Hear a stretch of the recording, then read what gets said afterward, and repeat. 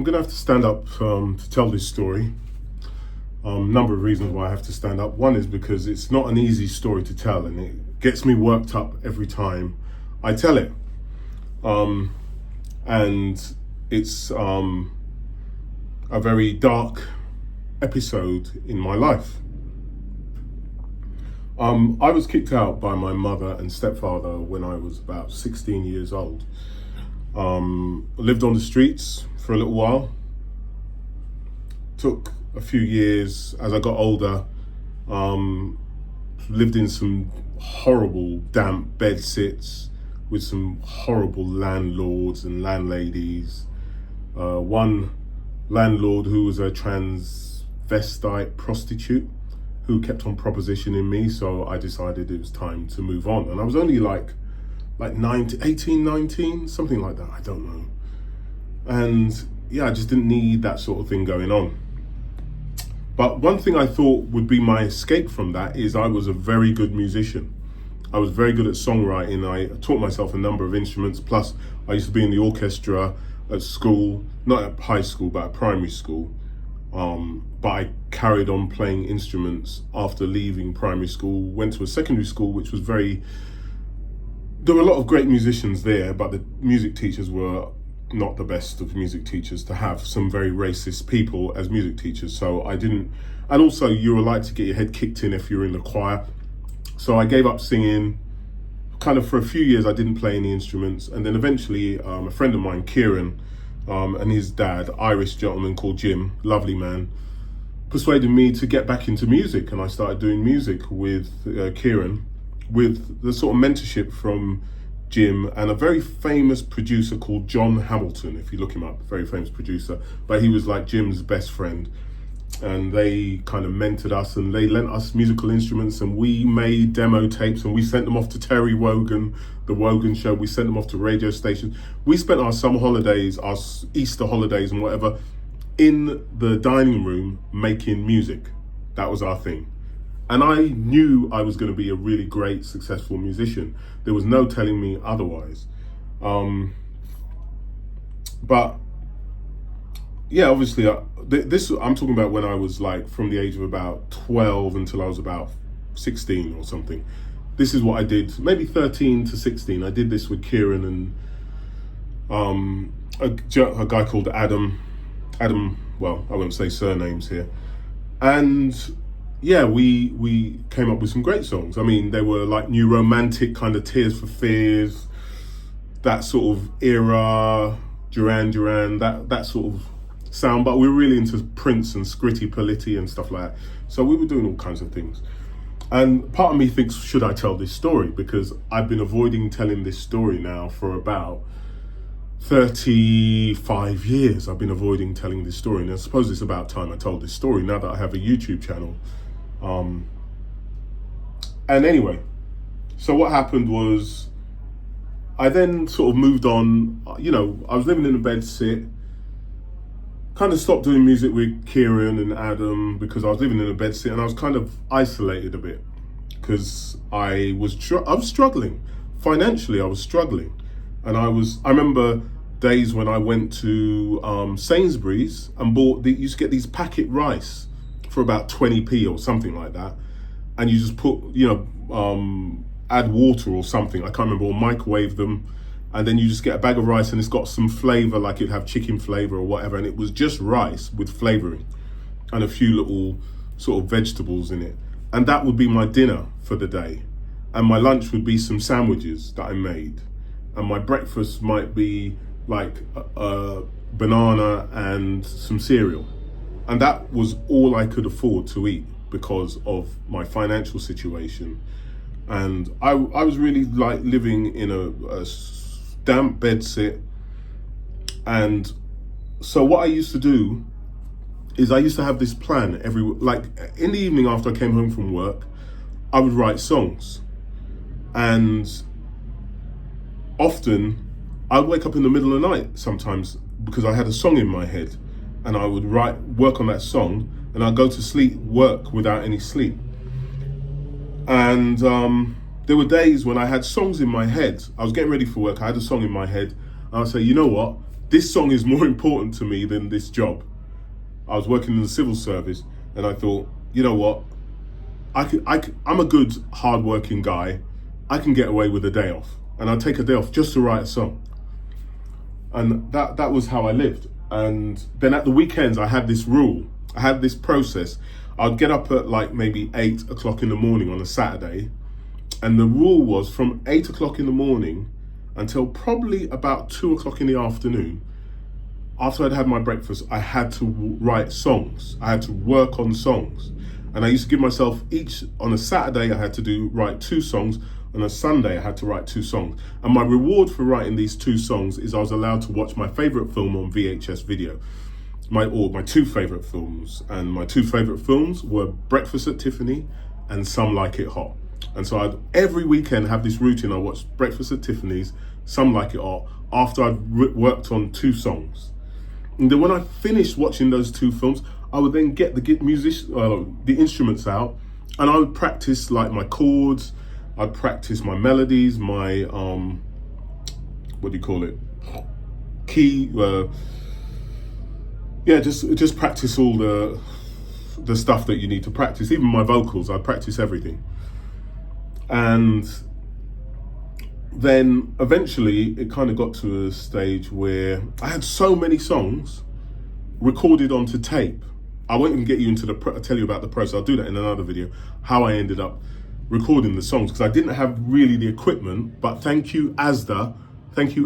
Long story about, I'll tell you a short story about ASDA. What happened was I realized very early on, because in those days you used to have these all-in-one hi-fi units. And so you'd have a turntable, a tape-to-tape machine. So you'd have 2 tape cassette machines, and you'd have a radio. And what I worked out is if you put an input, like a jack input from a guitar or a keyboard or something, into the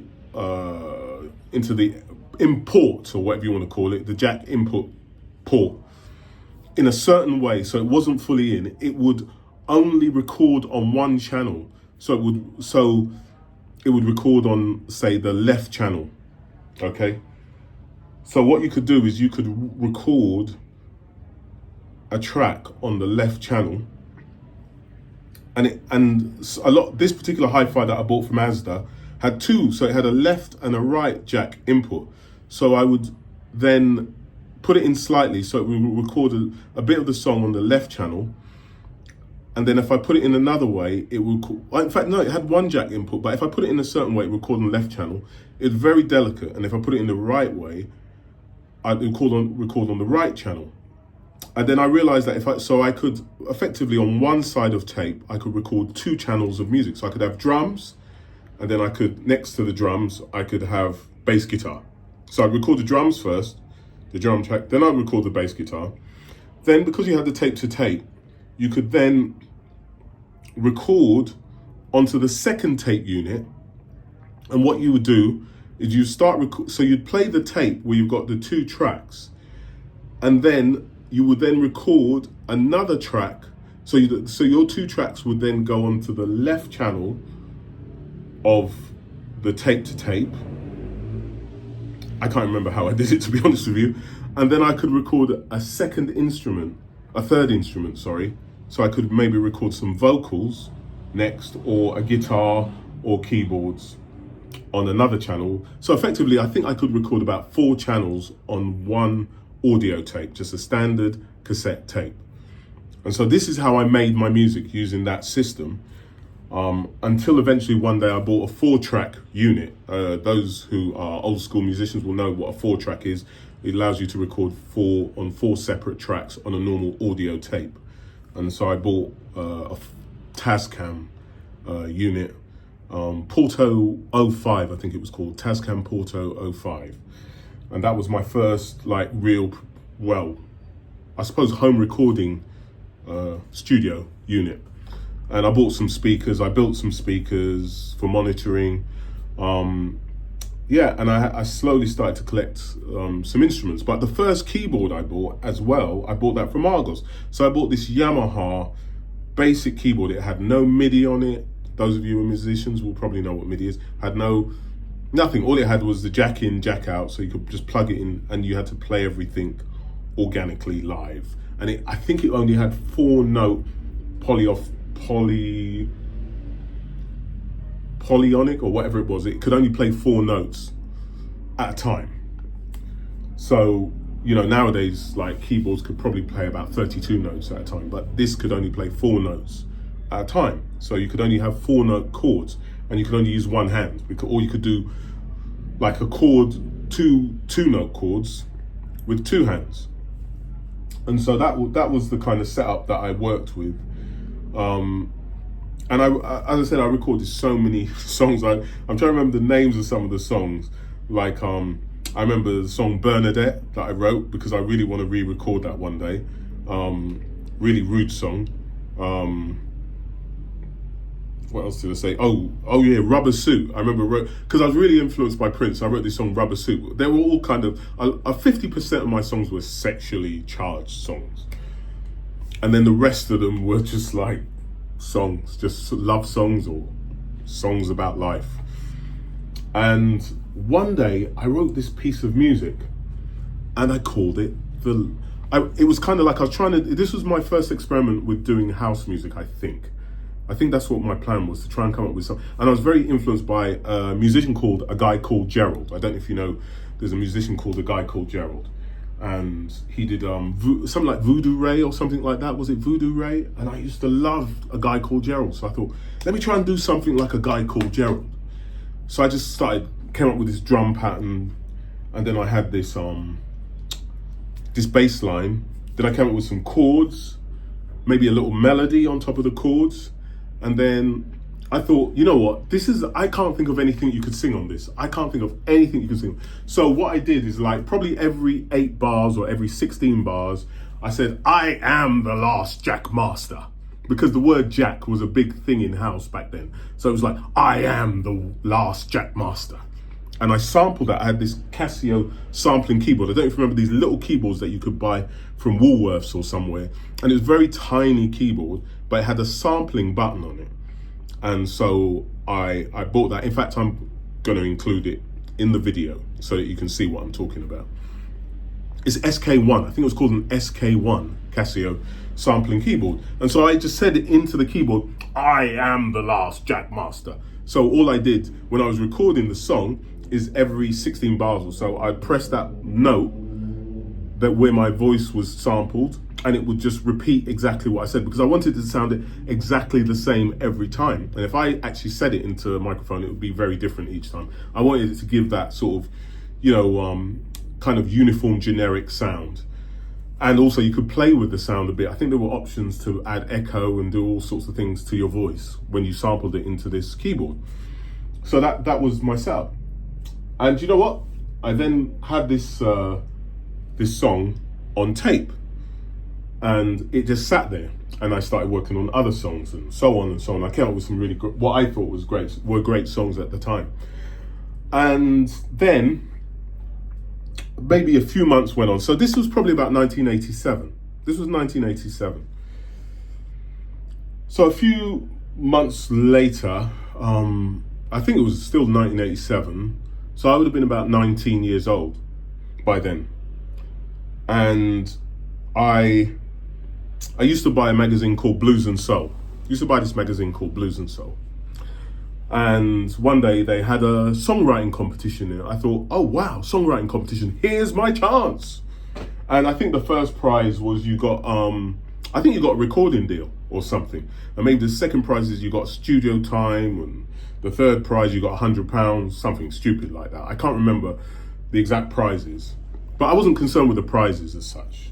I just thought, here's an opportunity for me to see if what I'm doing is worthwhile, whether I should continue doing it. Because, like, if I get a response saying it's crap, or if I don't get any response, then maybe that's an indication that it's not so good. So that was it. I cut out the page in Blues and Soul, wrote my name and address, took my tape and slipped it in one of those Jiffy bag envelopes, and with all my details and everything and the name of the song on the tape, and sent it off for this competition. But what I did is I selected that song that I was talking about earlier, where it was that house song. So I am the last Jack Master. I sent that off, yeah? And it was very distinctive. I'd never heard anything like it. I'd never done anything like it before. It was just something that I came up with that by the time I sent off, the reason I sent that particular song off was because it was the one that was so different and I didn't like it. I actually didn't like my own song. I thought, this is so bad that if I send it off and they tell me it's crap, it won't destroy my heart. You know, it won't shatter me. I won't be like, you know, beside myself in grief about the end of my music career because I know I've got better stuff out there. This was my way of thinking at the time. So I send this off. I think after maybe a month or two, I might have got a letter back, acknowledgement that they received it. And then that was it. Nothing ever again, nothing. So this is the tough part of this. This is the really, really, really tough part for me to tell without getting really, really angry. So go forward like maybe 2 or 3 years, maybe 2 years later or something. Maybe we're in 1989, maybe we're in 1990. And I have started a band. The band initially is called Addiction, named after a Jesse Johnson song. Anybody who knows Jesse Johnson, who was a collaborator with Prince. So I named it after one of my favorite Jesse Johnson songs called Addiction. So I called the band Addiction, but the rest of the band members never liked that name. So eventually I changed the name of the band to All in One, because All in One, you won't believe, I got that from Bold. You remember, I don't know if it was Bold, the soap powder, it used to have All in One on it. So because it was an all-in-one, had all the ingredients to wash your clothes, you didn't have to add softener or anything. It was all in one. And I thought, well, my band's all in one because we can do everything. We don't need record companies. We don't need producers. We write our songs, we play our songs, we have all the singers here. We are all in one. We are self-sufficient unit. So I named the band All in One. And we were doing really, really, really well. We were doing really well. I was writing jingles for radio stations. I was writing for other artists. I was writing for music fashion shows for Marks and Spencer's and for the opening of Bridge Park in Brent, which is under threat of being closed now. But yeah, I was writing all sorts of music for lots of people. Plus I was writing for the band. And then one day got approached by a record company called Production House Records who wanted to sign us. Production House is run by a guy called Phil Fearon. Phil Fearon, he used to be in a band called Galaxy, and he had a hit song. His biggest hit was probably Dancing Tight, but he used to have worked with lots of other musicians. And his wife is Baby D, Let Me Be Your Fantasy. So Production House approached me and said, we want to sign you, or we want to sign your band. We want to sign your band. And also we want you to write for her, which was Baby D. And I thought, yeah, that would be great fun. I listened to some of the stuff she was working on. I thought, yeah, I want to do some sort of en vogue kind of thing with her. And that was the thing for me. But anyway, whilst that was going on, at some point, one weekend, I was due to go to a party in Woodbury Down Estate, East London, I think it is, North East London. Going to Woodbury Down Estate for a house party, and I'm in the car with the guitarist in my band, Stephen, and he says, "Oh, I've got this tape. I bought this album by this new band, and I want you to hear it." And so he's driving me. He puts the tape in the tape machine in the car, and we're listening, and it's wicked because I know some of the songs already. I've already bought some of the singles that they've released, the band, and we get to track number 7. Track number 7, we get to, and I say, hold on, stop the car. Stop the car now. He stops the car. I get out of the car and I'm like this. And I can't even get my words out to him. I can't get my words out to him because I'm so fuming. And eventually I get my words out and I say to him, that's my song. That's my song. That was the last Jackmaster on their fucking album. On their album.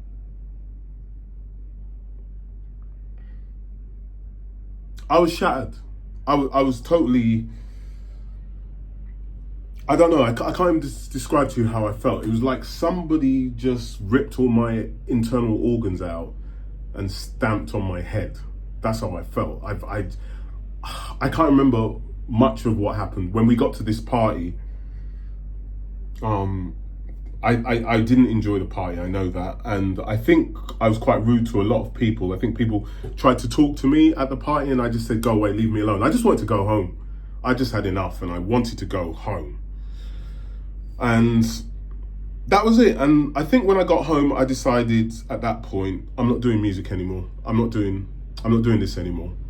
The music industry is vile. I don't want to be part of it. If this is what happens, it destroyed me. It destroyed me and destroyed my confidence. Absolutely took away all my confidence when it came to music for many years. And eventually I disbanded the band, never signed a recording deal, disbanded the band, stopped doing music for a long time. Then I started working a bit solo, writing music for other artists for a few years. Then I gave up for many, many years. And then I only went back. So this was like 1990 and I never really went back to music properly again until 2011. So, you know, I kind of took a 21-year gap because of, because of this happening to me. It was like just the biggest kick in the stomach that you could ever have. So eventually I get back into music. So you're probably all wondering who and what was the album. The album in question was called Club Classics. Is it part 1? Club Classics Part 1 by Soul to Soul. The album is Club Classic, and I'm not claiming to have written Fair Play or Back to Life or any of those songs. No, there's probably a song you've never heard of. It's a song called African Dance. They called it African Dance, but I called it The Last Jackmaster.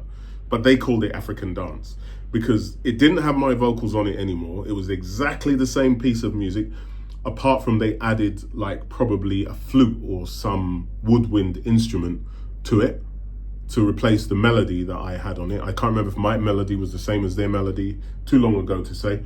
But the music, the backing track was my song, The Last Jack, exactly note for note, my song, because I remembered it. Because the thing about musicians back in those days is that you had to learn your songs. You couldn't just play a chord here and a chord there and move on. You had to play it from start to finish, maybe 50, 60 times just when you're recording it. And then you might go back to it and change it. And so you have to play it another 50 or 60. So you played it hundreds of times. So you know every single note intricately. And so you know it's your song. You know that it's exactly your song. And this was my song. This was my song. And it ends up on the Soul to Soul album. And I've put some feelers out in recent years to a few people to find out how my song ever ended up on the Soul to Soul album. The thing, I don't know if this hurts so much, because the one thing, I don't want any money. I'm not after any royalties from what happened. I don't even know if I want a credit for writing it. I don't even know if I want a credit for writing it. I want an apology. I fucking want an apology. I really want a fucking apology more than anything else. And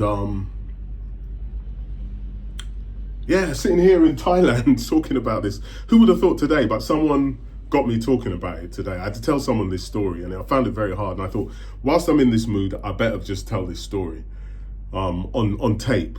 And I don't even want their Grammy. They can keep the Grammy. They can keep the Grammy. You know, I didn't write the words that they ended up using, so the words are theirs. Maybe the words of the Grammy. That was their creativity. So I'm not gonna kind of hold that against them. But, you know, it did really impact me, because I think I probably would have gone on to some great things, but maybe I'd have ended up at a P. Diddy party and got all sorts of horrible things happen to me. So maybe it saved me from a sort of experience that I didn't need to have. But I thought I should tell this story because, you know, I'm not going to be around forever. I'm 57 now. And this happened to me, what am I saying, about 30, well, like 35 well, the song actually ended up on the Soul to Soul album, must be like 36 years ago. So, you're talking 36 years, this has been eaten away in my head. And I've never got it out like on a big public forum. It is somewhere on my Facebook account, which I put it on my Facebook account about, cryptically in my Facebook account about, 16 years ago, maybe 16 years ago, I put it on my Facebook account as a record. And now I'm just putting it out there generally,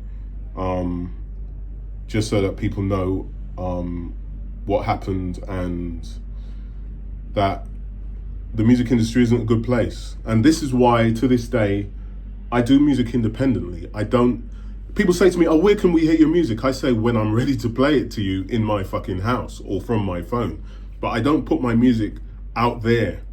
I write songs for other people, and if they want to put the songs that I've written out there to play, they can play them. I have no issue with them, the artists I write for, playing the songs that I write for them or the music that I write for them. You know, and when I write music for films, I have no problem. I've written music for films, and I have no problem with that music being played. But the stuff that I write, I compose, I've got some great songs that I've written. I've got like hundreds of great songs. But I haven't decided still what I'm doing with them. I've got one song that I'm about to perhaps release, not 100% sure. I'm making a music video for it here in Thailand.